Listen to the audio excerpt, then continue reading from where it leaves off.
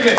Good evening. I didn't expect to see prizes and awards and ceremonies. I've never seen that. I thought maybe I should go before someone asked me to get a round of drinks in. Because I've really had an absolutely fantastic warm welcome, without a doubt. I mean, when I got up this morning and we were out there with my team of Luke and Gary in the corner, we thought, well, there might be a bit of difficulty getting here. Maybe the kind of stars are not with us. Because at 7 o'clock in the morning, as we're trying to approach Manchester Airport, we're stuck in a traffic jam. Well, we managed to wheedle our way through that. And then we got to the airport, and a fog had descended all across Northern Ireland. So for an hour and a half, I waited in the airport. And then when we finally got here, we hear at 11 o'clock that actually the event had been cancelled at the event. So I thought, maybe someone has got it in for us. Perhaps just a tiny little bit. But he didn't realise, you know, I'm not just a wolf in sheep's clothing. That we're a wolf that's leading a pack of UKIP across the northwest and across the country, that is deciding to take on the bigots who decide that they don't want to listen to free speech in this country, the bigots who hide behind political correctness, who decide they don't want to hear an alternative view, and the bigots are in that building who receive money from the European Union, which is your money, and don't want to allow anyone to listen to their views, which are your views, and you're paying for it.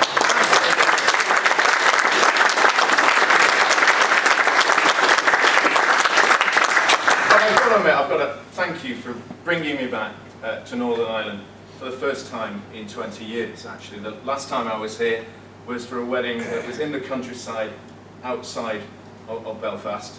And you know, I just recall a few things. I remember the warmth of the people, I remember the excitement of the wedding, I remember just vaguely the pubs that we went into. I don't really remember the next day or the day after, or really the day after that. And I think I've got a feeling that actually might happen again tonight. Because I think you've got a lot to celebrate. I think there's an awful lot that you've got to be incredibly proud of. Because in the small group of people that you are, you're growing your party here in Northern Ireland in a short period of time faster than any of the other regions in the country. You have to be proud of yourself that when you've gone through these elections, these general elections, look at the numbers that you managed to achieve. A higher percentage than almost all parts of the country in any specific area. Yes, we had successes with Tim Aker down in the eastern region. Yes, we got 4 million votes across the country, which you are part of. Yes, we're the start of a movement that when you knock on every single door, or when you're actually walking down the street, as I did in Stockport, where I stood and you saw people winding down the windows, shouting, "I'm voting UKIP." Or when you have people coming out your door saying, "I want to get leaflets." Have you in any other political party that's ever had that sort of excitement and energy across the country? And you should be immensely proud that you're part of UKIP, you're part of history, you're part of something that is immense change in this country. You are part of it, so be very proud of yourself for exactly that. But I was also in the car coming today, and I was warned about doing jokes in Northern Ireland, particularly when you're a Manc. I mean, there are not actually that many famous Mancunian comedians. But I do remember being at the wedding, and I was being there with a Sikh accountant friend of mine, who said, "Stephen, I was once doing a deal with a Sikh businessman who was in Northern Ireland. And he said he went to this factory that she bought, and he wanted to you know, impress the kind of staff, and he brought them all together. And he was giving them the pep talk about how well he's going to build this business, how much he's going to take it forward, bringing in jobs and energy. When a voice picked up in the corner, and he said, "Excuse me, sir, forgive the accent, but I'll try my best." He said, "Excuse me, sir, what religion are you?" And the chap looked around, he's got this massive orange, you know, turban on his head, and his partner's there, we've got a similar one. I said, "It doesn't really matter. I'm not sure that's an important question. Because I'm going to bring the capital in, we're going to work together as a team, and we're going to be excited and build this business." And the chap says, No, it's important. What religion are you?"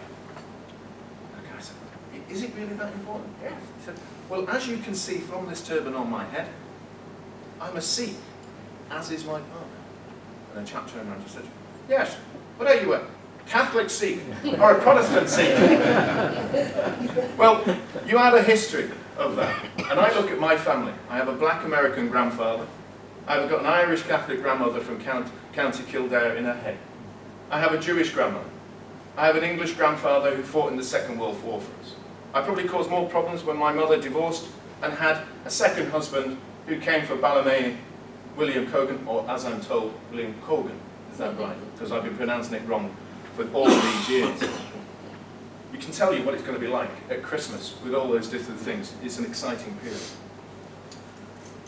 And what I had with Bill Cogan, who left these shores at the age of 14 and a half, and he went to work in England. He went through an apprentice scheme. He went through jobs and succeeded and eventually became a printer in Stockport. At the age of 54, he lost his job under the Thatcher years as the impact of the European Union's policies from coal and steel and the way that they were starting to introduce a sort of policy of economics there that drove out small and medium-sized businesses by allowing the big corporates to take over. But he was a very proud man, a very humorous man. Now my grandmother also came over at the age of 14. She worked for the nuns in Manchester as a cleaner first of all. She eventually met my grandfather, fell in love, had children, including my mother. My grandmother loved my mother. My grandfather loved my mother. They both loved me. But something they also loved. They loved Britain. They loved the family around them. They loved the culture and the people there. They loved everything about the freedom to be able to sit and work and save and live together. They loved every aspect of their neighbourhood and the people were there. And that neighbourhood, that freedom, that Britain is what we have today, and the European Union are trying to take it away from us, and I am not going to let them and their memories and their love for this country and this nation go aside without fighting for it, and I hope you're not as well.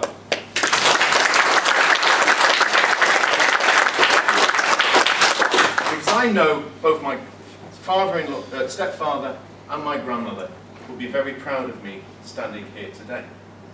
They'd be proud that I've come across this little distance of water to share our views and our visions with people who also share those views and visions. The fact that we believe that we are a great nation and that we don't need to be subsumed into an organisation run by unelected dictators and unelected civil servants. We don't need to be part of an organisation that gives us 75 or 78 or 79 or 80% of the laws when we know that we want our lawmakers to make the laws decided by ourselves. But they'll be proud that I'm standing here in front of an audience of people who also share their values and their principles. And it comes down to a lot of things about the European Union that we can talk about. You know, first of all, I remember an element of a farmer that once said he saw in the distance a car coming across the hills and there was dust speeding up along it. And suddenly, out in front, this very flashed, top of the range Italian car pulls into him and screeches up, dust comes around. And the farmer looks as this man gets out of the car, perfect Italian suit, kind of Gucci glasses, slick back hair. You can smell the aroma as it approached him from a mile away. He's got massive, expensive watch on his arm, and he comes to the farmer and he says, "Excuse me, Mr. Farmer, if I tell you how many animals you've got in that field, can I take one of those cows with me?" And the farmer looks at him and says, "Oh, yeah, sure, why not? You can take that." So the man goes to his car, pulls out the latest top-of-the-range Apple, flips it open, gets his computer connected in to the top-of-the-range phone, taps in distances, gets the coordinates of where we are, goes up to the satellite gets down to Germany, in Dusseldorf, they work out the satellite distance, send it back to his phone, pulls out a printer prints out a lovely, beautiful picture of the farm, the land, the layout, and all the animals, and he says, "You have 1,471. The farmer says, "My God, you've got it exactly right." He said, "Can I take my prize?" "Of course you can." So the man wheels over, tries to get the cow, and he's pushing it into the back of the car. When the farmer says, "Excuse me, if I can tell you what your job is, can I have my animal back?" And the man looks at him and says, "Oh, bien sûr, of course. You'll never guess." And he says, "Absolutely, I can. You're a European Commissioner." And the man says, "How did you know?" He says, "Well, first of all, you came here uninvited and never asking any questions before. You turn up in the latest fast equipment, all expenses paid by someone other than yourself. You ask me questions to which answers I already knew, but questions I didn't want asked in the first place. You know nothing about me, you know nothing about farming, you know nothing about animals, because can I have my sheepdog back, please?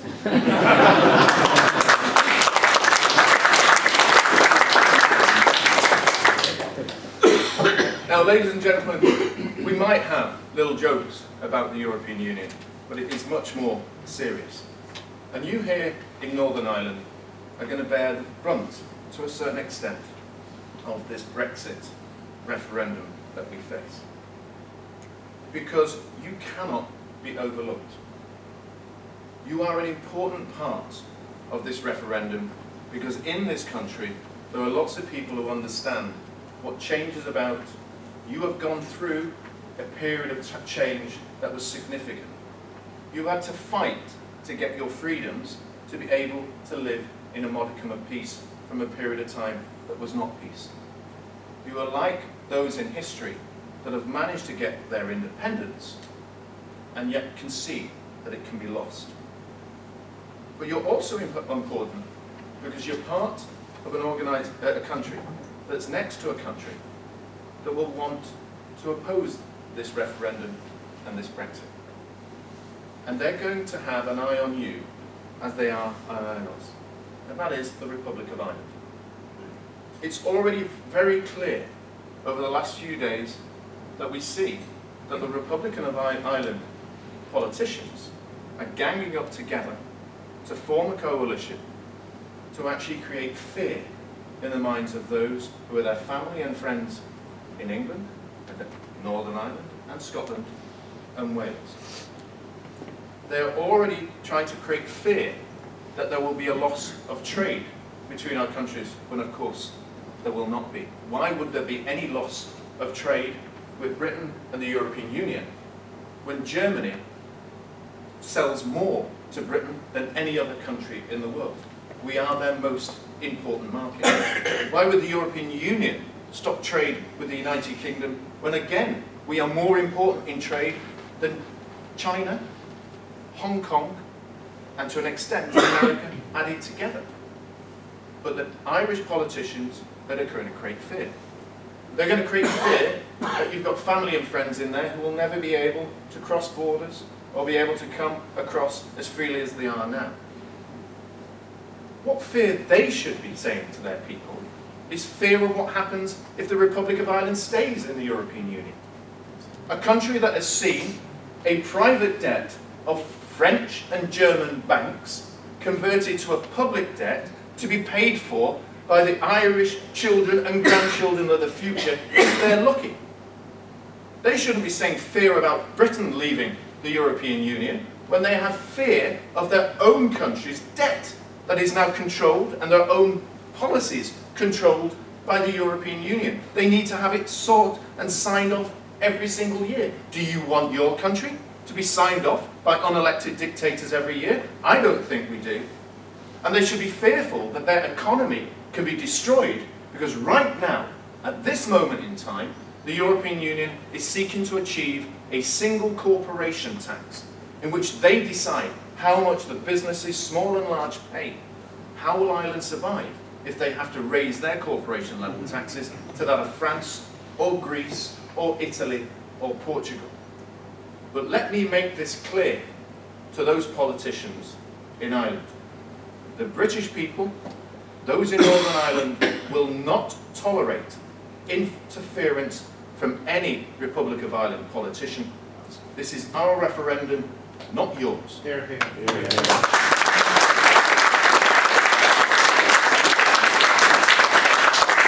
Stop bringing fear into this debate, because the argument of our historic ties will be frazzled and broken.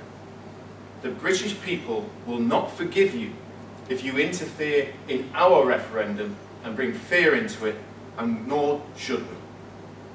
Because, ladies and gentlemen, I believe that leaving the European Union should be a period of hope and aspirations for ourselves.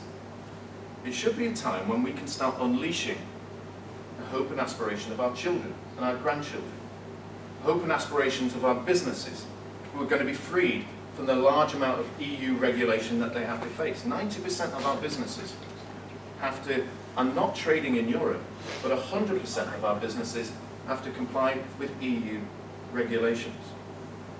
If we want to slowly fade away in a European Union whose economic prowess is declining year on year, who used to have great GDP at 22 and 24% when we joined the EU and who turned to 14% by 2020, then let's stay in. The Irish politicians fail to understand that. But those here in Northern Ireland understand, with the education system that you've got, with the people who are energetic and vibrant and bright, that the world is our oyster. Although there's some pretty good oysters down the bottom end of there and up here. But we have a great opportunity because we're also aware of the damage the EU has done. How many of you remember the great fishing fleets that came out of Northern Ireland? Now many of us knew the great fishing fleets that came out of Grimsby. 80% of our waters are owned by us, but now we only sell 20% of the fish, or at least only allowed to fish 20% of the stock. How many of us love to have the post office and be able to meet your neighbours there? But we now know, under various postal directives, 3 of them, that our post offices have closed and our postal services are declining. And what about those in the big factories, like we're seeing now in Redcar? 1,700 people losing their jobs because the cost of electricity has risen because we now have to build wind farms that they don't want and subsidise them for the duty. Every one of your families in here, every single household, would be £400 better off a year if we weren't in the European Union on gas and electricity bills alone. If we left the European Union and didn't have to pay the common agricultural policy, every family in this country would be £150 better off. And our farmers would be better served because you have governments who understand their needs much more, and if they needed subsidies and able to help and compete with those big corporate interests, we would be able to do so. These are the reasons why we must leave the European Union. But there's one other thing that's more important to me, someone who's born in Manchester, and I used to get the 50 bus up into Manchester, and outside of the 50 bus stop, just as you park in front of the library there was a cross, and a cross that represented people that died at the Peterloo Massacre. And the Peterloo Massacre, 15 people died, including a couple of children, simply because they were on a stage asking for the vote. In Merthyr Tydfil, 32 people were killed in the early 1800s as they stood up against the elites in our own country, simply because they asked for the vote. The suffragettes were beaten outside our own parliament, simply for asking for the vote for women. And in 1969, every single one of us, man and woman aged 18, got that vote where we could choose our own electorate, where we could choose our own politicians. And in 1969, the elites handed it over to the European Union.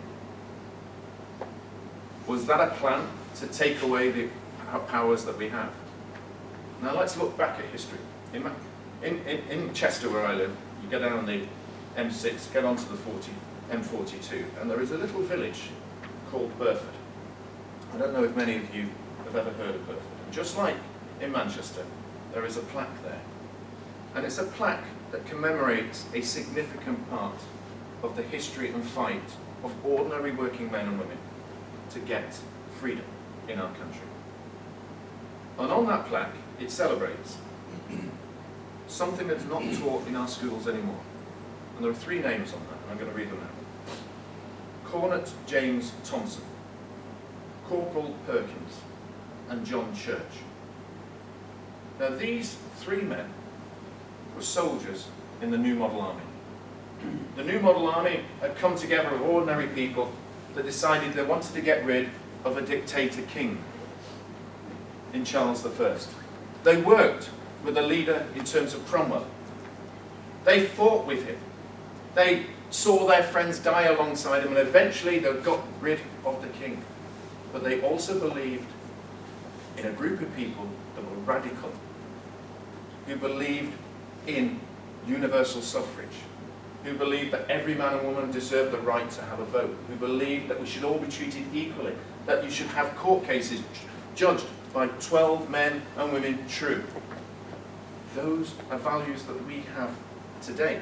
But oddly enough, someone like Cromwell didn't like it. He didn't like this idea anymore, and he chased them down.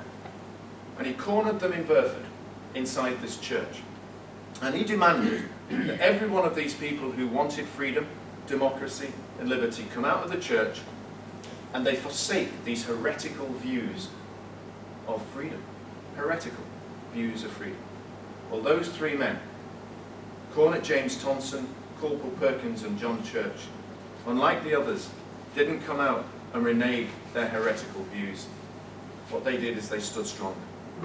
And for that, they were killed. Like those in Merthyr Tydfil, like those in Peterloo, they died so that we can sit in this room today and listen to our own views. So that organisations who have been receiving funding from the European Union should have the opportunity to listen to our views. And they've ignored that. And that is why in this year we also celebrate Magna Carta, where people also died so that we can live in freedom. It's also why we celebrate the Battle of Britain and those soldiers who got up, many of them young, who got into planes and to take out and fight against a German dictatorship who wanted to control their lives, even though they knew it could be their certain death. Those men stood up, and they died simply because of the freedom. Now take a look around in this room. Are we now under threat of our own democracy and freedom by an unelected dictatorship in Europe? Are we not aware of those people who have risked their lives in wars and before us? Are you going to ignore what they have done? Or are you going to get up during this referendum, get up on yourselves and say, I am going to stand on those street corners, I'm going to knock on people's doors, because I know how many people died to allow me to speak freely in this country, because I know I bloody well am, and if you're not, I think you should just leave and get out now. Yeah.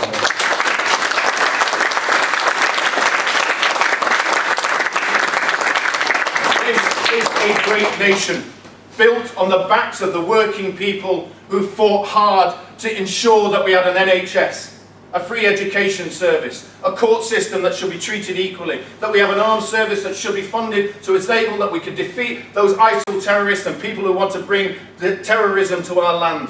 That is why we fight hard in here. A great nation of Wellington and Nelson, of Elizabeth I, of Churchill, or people like my grandfather, who without hesitation, understanding the dangers coming to his country, got on, fought with his soldiers and went into the sands of Africa and fought against those German dictators. And he risked his lives to do so. And that is why we should all come together. It doesn't matter whether it's left or right anymore. It doesn't matter whether it's Conservative or Labour or the other parties here. We should be getting out there and persuading our neighbours that this is about something much more fundamental. That this is not political anymore. This is about something that sits in our hearts and our souls, and that we should be fighting together, all together, to ensure that our children and our grandchildren are not going to be controlled by an elites and unelected rooms, but have the opportunity to have the freedoms and understand the history that came behind them. So I'm going to say to you, this is a once-in-a-generation opportunity for you to do something that those people have stood before.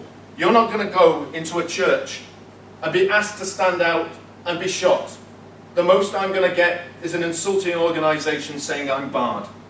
I might get called, as I did in London, someone of mixed race, a fake black, an Oreo, a coconut. Well, I can live with that, because people died for the freedom for me to even face you calling me a fake black, an Oreo, or a coconut. So ladies and gentlemen, let's get up, let's tweet, let's Facebook, let's get on our neighbours' doors, let's stand on street corners, let's deliver leaflets, but let's be proud of who we are, proud of our country, proud of our heritage, and proud that we are the only party fighting to leave the European Union. That is why I'm here, and that's why you should be there as well.